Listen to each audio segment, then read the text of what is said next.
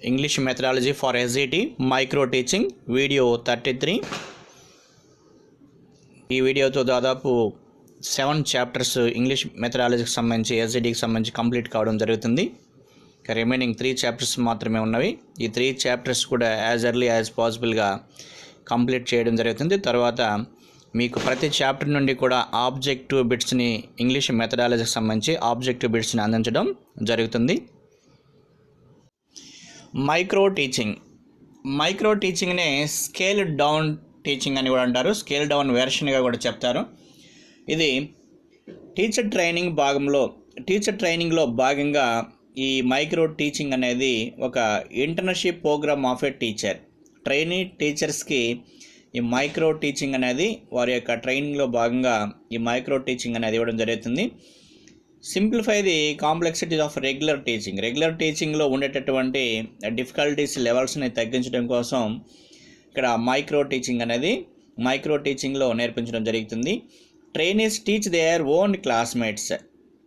Trainees వచ్చేసి అక్కడ శిక్షణ ఉపాధ్యాయులు ముఖ్యంగా అక్కడ ఎవరికి బోధన చేస్తారంటే వారి క్లాస్మేట్స్కి అక్కడ బోధన అనేది టీచింగ్ చేయడం అనేది జరుగుతుంది. దీన్నే స్టిమ్యులేటెడ్ టీచింగ్ అని కూడా అంటారు. అయితే ఇక్కడ ఎంతమందికి అక్కడ ఆ ట్రైనీ టీచర్ వచ్చేసి వారి యొక్క తోటి ట్రైనీ టీచర్స్కి ఎంతమంది తీసుకొని ఈ మైక్రో టీచింగ్ చేయడం జరుగుతుందంటే 4 to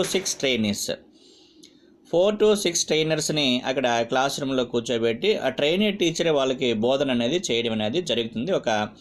అది ఎలా ఉంటుందంటే క్లాస్ సైజ్ అనేది డిక్రీజ్ అవుతుంది. అదేవిధంగా కంటెంట్ అనేది కూడా డిక్రీజ్ చేయడం జరుగుతుంది.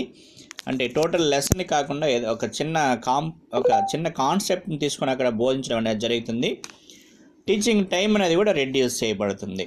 అందుకే ఇక్కడ స్మాల్ కాన్సెప్ట్ తీసుకొని సింపుల్గా 4 to 6 ట్రైనర్స్ని కూర్చోబెట్టి ఆ కంటెంట్ సైజుని కూడా తగ్గించి అక్కడ ఉండేటటువంటి స్టూడెంట్స్గా ట్రైనీ టీచర్స్ని అందులో కూడా 4 to 6 ట్రైనీస్ని కూర్చోబెట్టి అక్కడ మైక్రో టీచింగ్ అనేది చేయడం అనేది జరుగుతుంది. అంటే టోటల్గా ఇక్కడ దీన్ని మైక్రో టీచింగ్లో ఏం నేర్చుకుంటామంటే మొత్తం కాన్సెప్ట్ కాకుండా ఒక చిన్న కాన్సెప్ట్ని తీసుకొని తక్కువ మంది విద్యార్థులను కూర్చోబెట్టి బోధిస్తే క్లియర్గా అర్థమవుతుంది. కాన్సెప్ట్ని పూర్తిగా ఇక్కడ అర్థమయ్యే విధంగా బోధించడం అనేది సులభతరం అవుతుంది. ఒక చిన్న కాన్సెప్ట్ తీసుకొని బోధిస్తే క్లియర్గా అర్థమవుతుంది.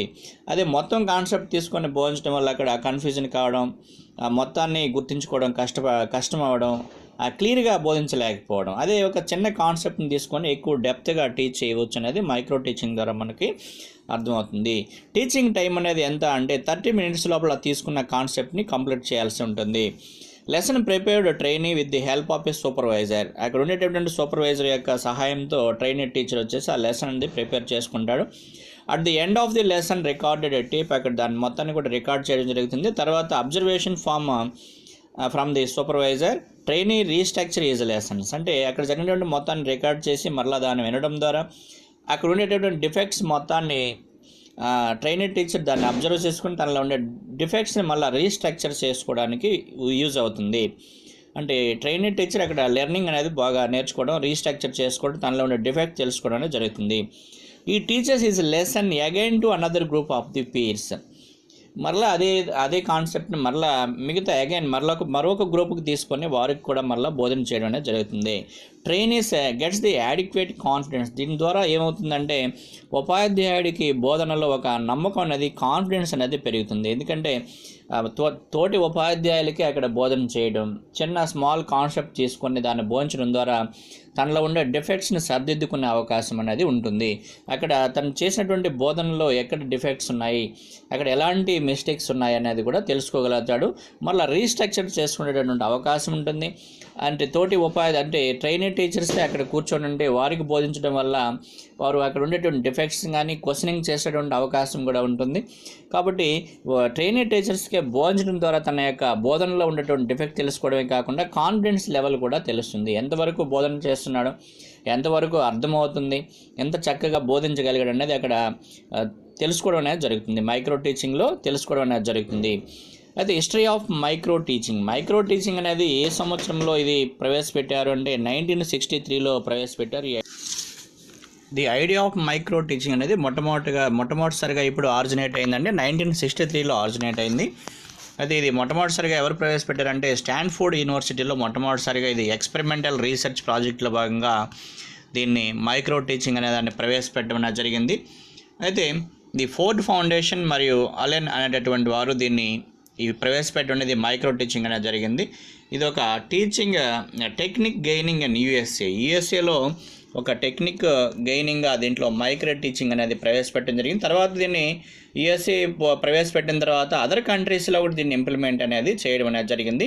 అయితే మన ఇండియాలో తీసుకున్నట్లయితే 1975, 1976లో ఎన్సీఆర్టీ, సిఏఎస్సి కలుసుకొని విత్ కొలాబరేషన్స్ కలుసుకొని ఈ మైక్రో టీచింగ్ అనే దాన్ని ప్రవేశపెట్టడం అనేది జరిగింది. అంటే ఈ మైక్రో టీచింగ్లో మెయిన్గా వచ్చేసి ఇది ఒక ఎక్స్పెరిమెంటల్ రీసెర్చ్ ప్రాజెక్ట్గా అమెరికాలో ప్రవేశపెట్టిన తర్వాత మరలా అదర్ కంట్రీస్ కూడా దీన్ని ఫాలో కావడం అనేది జరిగింది. అయితే ఇక్కడ మైక్రో టీచింగ్లో మెయిన్గా వచ్చేసి ప్రతి ట్రైనింగ్ ఉపాధ్యాయుడు అంటే ఉపాధ్యాయ శిక్షణా కళాశాలలో ఖచ్చితంగా కూడా ఈ మైక్రో టీచింగ్ అనేది ట్రైనింగ్ టీచర్స్ అందరూ కూడా మైక్రో టీచింగ్లో పార్టిసిపేట్ చేయాల్సి ఉంటుంది. ఈ మైక్రో టీచింగ్ ద్వారా చిన్న కాన్సెప్ట్ తీసుకొని మిగిలినటువంటి తోటి ట్రైనింగ్ టీచర్స్ కూడా బోధించడం ద్వారా ఇక్కడ ఏంటంటే దానిలో ఉన్న డిఫెక్ట్స్ తెలుసుకోవడం జరుగుతుంది. అదేవిధంగా కాన్సెప్ట్ మొత్తాన్ని ఒక చిన్న కాన్సెప్ట్ని బోధించడం ద్వారా ఒక స్మాల్ సైజు తరగతి గది, స్మాల్ సైజు కాన్సెప్ట్, అదేవిధంగా టైం అనేది కూడా తక్కువ టైంలో బోధించాలి. అది ఎలా బోధించాలనేది మనకి ఇక్కడ ఈ ట్రైనింగ్లో మనం అక్కడ ప్రాక్టికల్గా చేయడం ద్వారా తక్కువ సమయంలో చిన్న కాన్సెప్ట్ తీసుకొని ఇన్ టైంలో బోధించడం అనేది మనం అక్కడ నేర్చుకోవడం అనేది జరుగుతుంది. Teaching poetry, prose, supplementary reader. అయితే ప్రోజ్ అనేదాన్ని మనం ఎందుకు బోధిస్తాము? తరగతి గదిలో అంటే పాఠశాలలో ప్రోజ్ ఉంటుంది, మనకి పోయిటరీ బోధించాల్సి ఉంటుంది. ఇంగ్లీష్ టీచ్ చేసేవారు ఖచ్చితంగా ముఖ్యంగా ఆ సబ్జెక్ట్లో ఉండే కాన్సెప్ట్స్ అనేటువంటి ప్రోజ్ని ఎందుకు బోధించాలి, పోయిటరీని ఎందుకు బోధించాలి, సప్లిమెంటరీ రీడర్ని ఎందుకు బోధించాలి అనేది ఇక్కడ మనం తెలుసుకుంటున్నాం. ఇక్కడ Coleridge prose is a words in their best order. Prose అంటే ఏం చెప్పారు అంటే ప్రోజ్ అనేది కొన్ని వర్డ్స్ తీసుకొని ఒక బెస్ట్ ఆర్డర్లో పెడితే అదే ఒక సెంటెన్స్, అదే ప్రోజ్ అని చెప్పడం అనేది జరిగింది. ఒక బెస్ట్ ఆర్డర్, ఒక సరైనటువంటి ఆర్డర్లో కొన్ని పదాలను పెడితే మనకు అక్కడ ఒక బ్యూటిఫుల్ మీనింగ్ అనేది రావడం జరుగుతుంది. అలా రావడమే అక్కడ ప్రోజ్ అని చెప్పడం జరిగింది. అయితే ఈ ప్రోజ్లో ముఖ్యంగా విద్యార్థి ఏం నేర్చుకుంటారు అంటే రీడింగ్ లౌడ్లీ, పెద్దగా చదవడం ఎలా అనేది నేర్చుకోవడం జరుగుతుంది.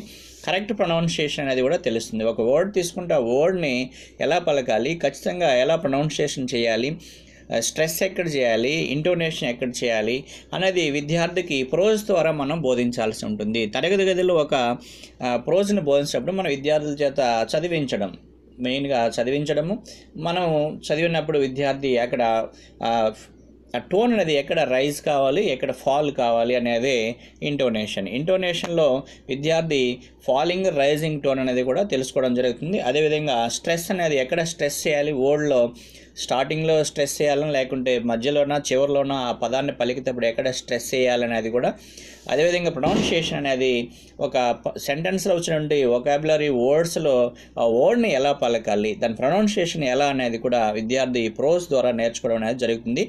కాంప్రహెండ్ టెక్స్ట్ అంటే అక్కడ చదివిన తర్వాత మొత్తం మీద మీనింగ్ని అర్థం చేసుకోవాలి. సైలెంట్ రీడింగ్ కావచ్చు, ప్యాసివ్ యాక్టివ్ వొకాబులరీ కావచ్చు, ఓరల్ రిటన్ స్కిల్స్ కావచ్చు, రైట్ మీనింగ్ఫుల్ సెంటెన్సెస్ అనేది ఎలా మీనింగ్ఫుల్గా రాయాలనేది కానీ ఇవన్నీ కూడా విద్యార్థి ప్రోజ్ ద్వారా నేర్చుకోవడం అనేది జరుగుతుంది. రైటింగ్ స్కిల్ కావచ్చు, రీడింగ్ స్కిల్ కావచ్చు, సైలెంట్ రీడింగ్ కావచ్చు, ఇవన్నీ కూడా ప్రోజ్ ద్వారా విద్యార్థి ఆ సెంటెన్స్ చదివినప్పుడు ఆ కాంప్రహెండ్ చేసుకునే కెపాసిటీ, ఒక ప్యాసేజ్ని చదివి ఆ విద్యార్థి దాని యొక్క మీనింగ్ మొత్తాన్ని గ్రహించుకోగలిగేటటువంటి కెపాసిటీ అనేది ప్రోజ్ ద్వారా విద్యార్థి నేర్చుకోవడం జరుగుతుంది. మనకి కాంప్రిహెన్షన్ అనేది మనకి ఎగ్జామ్లో ఎక్కువగా వస్తుంటుంది. ప్యాసేజ్ చదివిన తర్వాత విద్యార్థి దాంట్లో ఉండేటటువంటి మీనింగ్ని, దాంట్లో ఉండే మెయిన్ కాన్సెప్ట్ని, మెయిన్ పాయింట్స్ని చెప్పగలిగే విధంగా ప్రోజ్ ద్వారా విద్యార్థి నేర్చుకోవడం అనేది జరుగుతుంది. Poetry touches our personal feelings, they are rhythmic and musical to ear. Poetry ద్వారా మనకి ఆ పోయిటరీలో ఉండేటువంటి రైమ్స్ కానీ ఆ పోయమ్స్ కానీ చదవడం ద్వారా విద్యార్థికి పర్సనల్ ఫీలింగ్స్ అనేవి టచ్ అవుతాయి. అదేవిధంగా ఎమోషనల్ ఫీలింగ్స్ని మనలో ఇంప్రూవ్ చేస్తాయి. అస్థెటిక్ సెన్స్, అసెటిక్ సెన్స్ అంటే ఇక్కడ ఒక బ్యూటీని ఎంజాయ్ చేసేటటువంటి తత్వం కానీ, దాని ప్రైజ్ అంటే సౌందర్యాన్ని గుర్తించేటటువంటి తత్వం కానీ మనిషిలో కలుగుతుంది. అదేవిధంగా రిథమిక్గా, మ్యూజికల్గా ఆ పోయమ్స్ వినడం ద్వారా, ఆ రైమ్స్ వినడం ద్వారా they can enjoy the poems and rhymes. అదేవిధంగా ఎమోషన్స్, ఫీలింగ్స్ అనేటివి కూడా ఎక్కువగా విద్యార్థుల్లో హార్ట్ని టచ్ చేయగలిగేటటువంటి రైమ్స్ ద్వారా, పోయమ్స్ ద్వారా కలుగుతుంది. ఆబ్జెక్టివ్స్ ఏంటంటే ఇమాజినేటివ్, క్రియేటివ్ ఎబిలిటీస్ అనేటివి పోయిటరీ బోధించడం ద్వారా విద్యార్థుల్లో ఇమాజినేటివ్ ఎబిలిటీస్ అనేవి కలుగుతాయి. అంటే ఇమాజిన్ చేయగలుగుతారు, కొన్ని అంశాలని ఇమాజిన్ చేయగలుగుతారు. క్రియేటివిటీ లక్షణం అనేది కూడా పోయిటరీ ద్వారా విద్యార్థుల్లో మనం పెంపొందించవచ్చు. ఎంజాయ్ రీడింగ్ పోయం అంటే ఈ పోయం అనేదాన్ని ఎంజాయ్ చేస్తూ విద్యార్థులు నేర్చుకోవడం జరుగుతుంది. పోయం అనేదాన్ని ఎంజాయ్ చేస్తూ రీడింగ్ అనేది చేయగలుగుతారు. Understand the beauty and rhymes and style అంటే ప్రతిదాన్ని బ్యూటీని అండర్స్టాండ్ చేసుకోగలుగుతారు, రైమ్ని కూడా అర్థం చేసుకోగలుగుతారు. స్టైలిష్గా పాడడం అనేది కానీ, చదవడం అనేది కూడా విద్యార్థుల్లో పోయిటరీ ద్వారా ఆ స్కిల్ అనేది డెవలప్ అవుతుంది. నెక్స్ట్ సప్లిమెంటరీ రీడర్ అంటే ప్లెజర్ ఇన్ఫర్మేషన్. విద్యార్థికి సప్లిమెంటరీ రీడర్ ద్వారా అక్కడ కొన్ని స్టోరీస్ ఉంటాయి కాబట్టి ఆనందంగా విద్యార్థులు ఆ సప్లిమెంటరీ రీడర్ మీద ఇంట్రెస్ట్ అనేది చూపించడం జరుగుతుంది. సప్లిమెంటరీ రీడర్లో కొన్ని ఇంట్రెస్టింగ్ స్టోరీస్ ఉండడం వల్ల ఆనందిస్తారు, ఎంజాయ్ చేస్తారు. ఆ స్టోరీ చదవడం ద్వారా, ఆ స్టోరీ వినడం ద్వారా ఎంజాయ్ చేయడం అనేది జరుగుతుంది. డెవలప్ ర్యాపిడ్ రీడింగ్ అనేది కూడా విద్యార్థుల్లో డెవలప్ అవుతుంది సప్లిమెంటరీ ద్వారా. ఎక్స్టెన్సివ్ రీడింగ్ అంటే ఓన్లీ ప్రోజు, పోయిటరీయే కాకుండా అడిషనల్ నాలెడ్జ్ అనేది సప్లిమెంటరీ రీడర్ ద్వారా విద్యార్థుల్లో పెంపొందడం అనేది జరుగుతుంది. Meaning of new words supplementary ద్వారా ఏమవుతుందంటే కొత్త పదాలు, న్యూ వర్డ్స్ కూడా విద్యార్థుల్లో తెలుసుకోవడానికి అవకాశం అనేది కలుగుతుంది సప్లిమెంటరీ రీడర్ ద్వారా. ఆబ్జెక్టివ్స్ అయితే సప్లిమెంటరీ రీడర్ వల్ల విద్యార్థులకు ఉండేటట్టు ఏం ఉపయోగము అంటే ఆబ్జెక్టివ్ లక్ష్యం ఏంటి అంటే కాంప్రిహెన్షన్ స్కిల్స్ అనేది డెవలప్ అవుతాయి. లెర్నర్స్ కెన్ బి ఎంకరేజ్డ్ అక్కడ విద్యార్థుల్లో ఆ సప్లిమెంటరీ రీడర్ ద్వారా నేర్చుకోవాలి, చదవాలి అనేటటువంటి ఎంకరేజ్మెంట్ అనేది కలుగుతుంది. అంటే అక్కడ కొన్ని స్టోరీస్ ఉండే వాళ్ళు ఇంట్రెస్టింగ్గా చదవాలి, దాన్ని నేర్చుకోవాలని తపన కలుగుతుంది. Morals can be used for the problem solving దాంట్లో ఉండే స్టోరీస్ ద్వారా విద్యార్థుల్లో తెలియకుండానే ఫ్యూచర్లో కలిగేటటువంటి ప్రాబ్లమ్స్ని ఎలా సాల్వ్ చేసుకోవాలి, ప్రాబ్లమ్ సాల్వింగ్ కెపాసిటీ అనేది విద్యార్థుల్లో ఇంక్రీజ్ అవుతుంది. ఎటువంటి ప్రాబ్లమ్ని కూడా ఈజీగా సాల్వ్ చేసుకోవడానికి దాంట్లో ఉండే మోరల్స్, దాంట్లో ఉండే థీమ్ని బట్టి సప్లిమెంట్లో ఉండే స్టోరీస్ ద్వారా విద్యార్థులు నేర్చుకోవడం అనేది జరుగుతుంది.